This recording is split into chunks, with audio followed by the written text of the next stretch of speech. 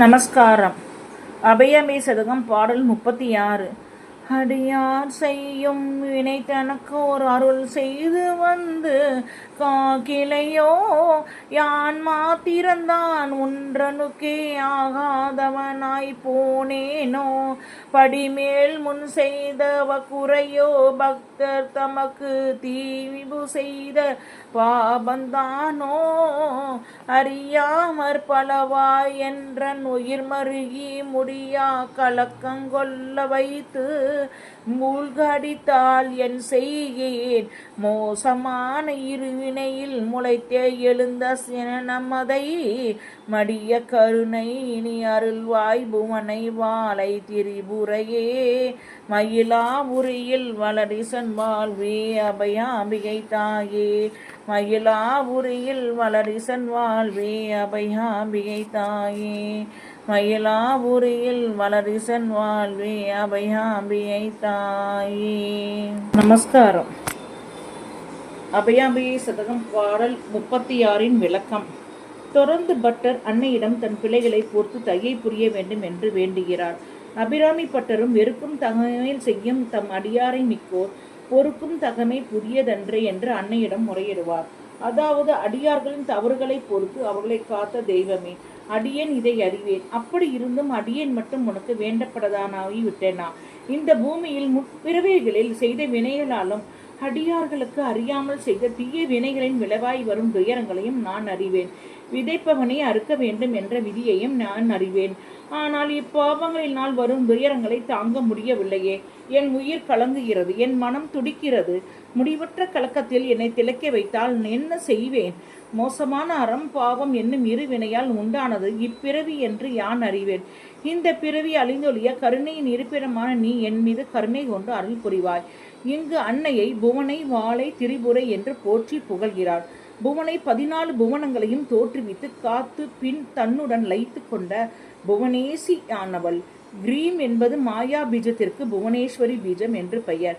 Cream என்பது அன்னையின் மூல மந்திரம். ஸ்ரீ லலிதா சஹஸ்ரநாமம் புவனேஸ்வரி வாழை பாலா பாலாம்பிகை என்ற திருநாமங்கள் அன்னையை சிறுவயது 9 வயசு பெண்ணாக வர்ணிப்பது. சிறுமி போல் நீலையில் ஆசைப்படுவதால் அம்பிகைக்கு பாலா என்ற பெயர் என்று திரிபுர சித்தாந்தம் கூறுகிறது. பாலா திரிபுர சுந்தரியாக குமாரியாக இருப்பவள். 593 பாலஸ்தா நெற்றியில் உள்ள அக்னா சக்கரத்தில் கிரீம் பீஜத்தில் உள்ள பிந்து ரூபமாக இருப்பவள். சித்தர்கள் பாலா தேவியை வாழை என்பார்கள். வாழையடி சித்தருக்கு தெய்வம் தெய்வம் என்பது வழி வழியாய் வந்த மொழி. சித்தர்கள் வாழையைத்தான் வழிபடும் தெய்வமாக கொண்டிருந்தனர். சித்தர்கள் குறிப்பிடும் வாழை கன்னி பருவத்திய சக்தி மிக்க பாலா என்னும் தெய்வம். பாலா உபாசனை சித்தருக்குரியது. சக்தி வழிபாட்டை வலியுறுத்தும் கொங்கணர் என்ற சித்தரின் பாடல்கள் சக்தி சடாதரி வாழை பெண்ணாம், சித்தர்கள் போற்றிய வாழை பெண்ணாம், எங்கும் நிறைந்தவள் வாழை பெண்ணாம், வாழை வள்ளி என்பதும் உண்டு. மாதா பிதா கூட இல்லாமலே வெளிமண்ணும் இன்னும் உண்டு. பண்ணவென்று பேதை பெண்ணாம், முதல் வாழை பெண்ணாலென்று புகுந்தாள் இந்த புவியடக்கம். ஐம் கிளீம் சௌ என்பது பாலா மந்திரம். குரு மூலமாக உபதேசம் பெற்று பின் ஜபிக்க வேண்டும். ஐம் தேவியின் முகச்சந்திர மண்டிலம். நற்கல்வி நாணம் கவிதா சக்தி வழங்கும். கிளீம் பாலாவின் கழுத்தின் கீழ் பகுதியிலிருந்து இடுப்பு பிரதேசம் வரை உள்ள பகுதி. ஈகத்தில் சுகம் பரத்தில் லயம் அளிக்கிற காமராஜ பீஜம். சௌ பாலாவின் இடுப்பிற்கு கீழ் உள்ளது. சகல பாக்கியங்களையும் அளிப்பது. கந்த சஷ்டி கவசத்திலும் ஐயம் கிளியும் அடைவுடன் சவ்வும். உய்யொலி சவ்வும் உமிரையும் கிளியும் கிளியும் சவ்வும் என்று வருவது காண்க. ஊளை சாமி சித்தரும் வரலையின் அச்சம் கூன்றாகும். அதை வாய்கொண்டு சொல்பவர் யார்கான மேல் ஒன்று கீழ் ஒன்று மத்திம கூறுங்கட்டனிருந்து பாரடி நாண பெண்ணே என்கிறார். 10 வயதினை உடை பாவையினன்றோ நீ சித்தர்க்கெல்லாம் தாயாய் செய்தாய் மனோன்மணியே என்ற மஸ்தாயின் சாஹிப் பாடல் இங்கு நோக்கத்தக்கது. காணாத வாழையை கண்டுகொண்டால் காட்சி காணலாம், ஆகாயம் ஆளலாமே. கொங்கண சித்தர் ஊமை எழுத்தே உடலாச்சு மற்றும் ஓம் என்றெழுத்தே உயிராச்சு. ஆமிந்தெழுத்தை அறிந்து கொண்டு விளையாடி கும்மி ஒய்யுங்கடி. அடசமா மௌனாட சரமாவது. ஆனால் நல்ல திறவு கோலம் உச்சிதமாக திறந்தாலே அந்த உச்சி வழி காணும் பெண்ணே.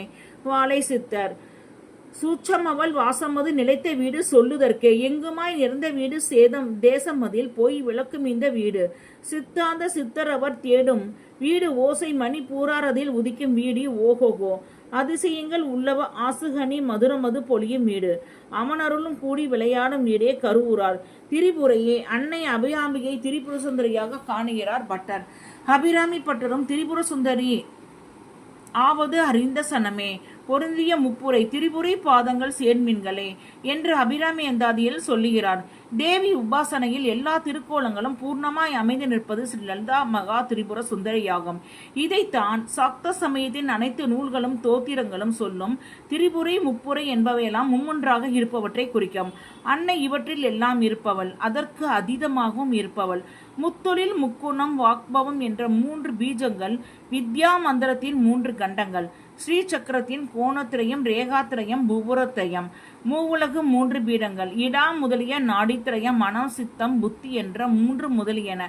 இதில் முக்கியமானது அன்னை மும்மூர்த்திகளுக்கும் முந்தி இருப்பவள்.